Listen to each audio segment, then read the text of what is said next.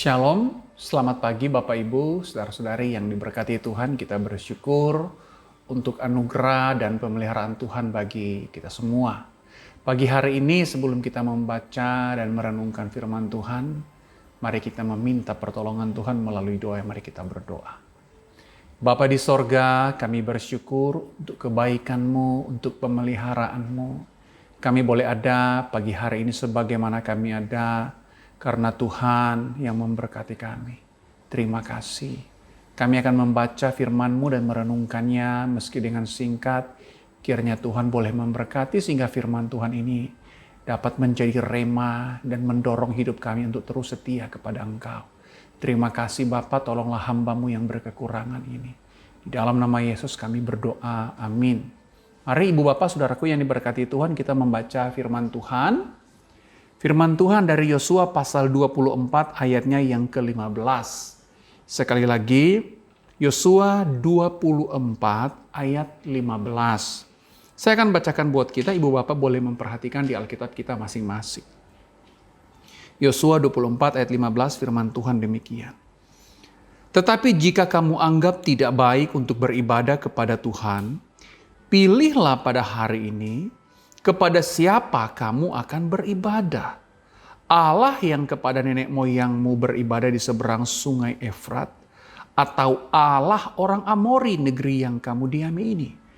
Tetapi aku dan seisi rumahku akan beribadah kepada Tuhan. Sekali lagi frasa yang terakhir atau kalimat yang terakhir. Tetapi aku dan seisi rumahku akan beribadah kepada Tuhan. Nah, saudaraku yang diberkati Tuhan, tahun yang lalu tepatnya pada bulan November 2020, seorang pendeta dari gereja Hillsong, salah satu gereja yang sangat besar atau mega church di Amerika, membuat satu kehebohan yang sangat mengagetkan. Seorang pendeta yang berinisial CL, yang populer di kalangan selebriti itu ketahuan berselingkuh. Nah, ia tidak mengelak, ia mengakui bahwa memang benar ia selingkuh. Nah, pendeta CL ini memiliki 1 orang istri dan 3 orang anak. Belum ada informasi apakah kemudian mereka akan bercerai atau apakah mereka sedang berusaha untuk mempertahankan rumah tangga atau pernikahan mereka. Saudaraku yang diberkati Tuhan, kesetiaan adalah salah satu nilai kebajikan yang paling merosot dalam dunia kekinian. Kesetiaan telah ditinggalkan banyak orang, sehingga di banyak tempat kita akan menemukan ketidaksetiaan merajalela. Ketidaksetiaan dalam pernikahan, ketidaksetiaan di dalam pertemanan, ketidaksetiaan di dalam pacaran, ketidaksetiaan dalam pekerjaan, ketidaksetiaan dalam banyak hal yang lain. Sehingga saudara-saudara ketidaksetiaan akan begitu mudah kita jumpai. Nah, pada hari ini, pada pagi hari ini saya mengajak kita untuk merenungi salah satu jenis kesetiaan yang paling fundamental, dan jenis kesetiaan yang satu ini akan menentukan kesetiaan kita kepada yang lain, yakni kesetiaan kita kepada Allah. Sekali lagi, kesetiaan kita kepada Allah. Judul renungan kita yang singkat pagi hari ini adalah setia kepada Allah. Nah, berbicara tentang kesetiaan Allah, Bapak Ibu, saudara-saudari, itu mungkin terdengar klise atau formalitas. Tetapi ironinya adalah sesuatu yang sering kita anggap klise atau sesuatu yang kita anggap formalitas, ternyata adalah sesuatu yang paling sering kita abaikan, termasuk Allah sekalipun. Hari ini sebagian besar, misalnya ibadah yang kita lakukan adalah ibadah online. Persekutuan gereja kebanyakan dalam bentuk online. Nah, saudara, sudah hampir setahun kita melakukan ibadah online ini. Nah, semua ini membuat kita jenuh, membuat kita bosan, membuat kita merasa ibadah itu tidak memiliki kuasa. Atau kita menjadi seperti menonton sebuah film yang tidak memiliki nilai spiritual apa-apa. Makna persekutuan itu hilang dan lain sebagainya. Rasanya tawar sekali, saudara-saudara. Namun, bukankah saudara-saudara, justru di saat seperti ini, kesetiaan kita kepada Allah itu diuji? Bukankah justru di saat kita bosan, di saat kita jenuh, kesetiaan kita kepada Allah itu diuji?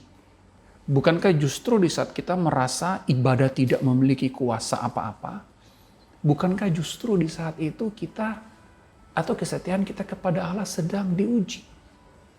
Bukankah justru di saat kita merasa bahwa ibadah tidak ada nilai spiritualnya, justru di saat itulah spiritualitas kita sedang diuji. Saudaraku yang diberkati Tuhan, kesetiaan kepada Allah itu hanya akan terlihat ketika kondisi di sekitar kita mencoba menarik kita, namun kita tetap setia kepada Allah. Kesetiaan kepada Allah itu tidak terlihat dalam kondisi atau situasi yang nyaman dan baik-baik saja. Justru di saat kondisi kerohanian kita diuji dan terombang-ambing, di saat itulah keimanan kita akan terlihat kualitasnya seperti apa. Setia tidak akan pernah disebut setia jika tiada ujian. Di sisi yang lain, saudara-saudara yang dikasihi Tuhan, kesetiaan tidak berarti kita tidak tergoda atau kita tidak terbuai dengan kondisi dan situasi yang menarik kita semakin jauh dari Allah. Tetapi kesetiaan berarti ketika kita mulai tergoda, ketika kita mulai terbuai, kita menyadari bahwa ada pribadi yang kita lukai dan kita khianati. Dan di saat itulah kita berbalik kepada Allah dan memberikan hati kita sekali lagi kepadanya. Hanya kepada Allah. Seperti kata John Calvin, Bapak Reformator yang sangat terkenal itu. Dia mengatakan bahwa hatiku kuberikan kepadamu ya Allah dengan penuh antusias dan totalitas. Mari kita berikan hati kita kepada Tuhan dengan antusias dan totalitas. Amin. Mari kita berdoa. Bapa di sorga, kondisi dunia yang kekinian membuat kami tidak setia kepada Engkau. Ditambah lagi dengan betapa liarnya hati kami yang terlalu mudah berpindah-pindah tempat. Terlalu mudah mengabdikan dirinya. Kami menyadari betapa hati kami terlalu mudah terpolusi. Karena itu Tuhan, tolonglah kiranya kami, Roh Kudus tinggal di dalam hati kami. Menolong kami mampu menjaga hati kami dan memberikannya hanya kepada Engkau saja. Di tengah banyaknya tawaran untuk membuat hati kami terlena dengan yang lain. Namun kiranya kami boleh terus meneguhkan hati kami dengan antusias memberikan kepadamu. Dengan totalitas hanya kepada Tuhan saja. Tolong kami menjalani hari ini Tuhan. Pimpin dan sertai langkah kami. Dan biarlah Tuhan setiap langkah yang kami ambil didasari dengan hati kami yang setia, mengasihi Engkau, memuliakan Engkau, dan menjadi Engkau Tuhan di dalam kehidupan kami. Terima kasih Bapa, kami berdoa di dalam nama Yesus. Amin. Selamat menjalani hari ini, Ibu Bapak, Saudaraku yang diberkati Tuhan. Mari kita bersetia kepada Allah. Amin.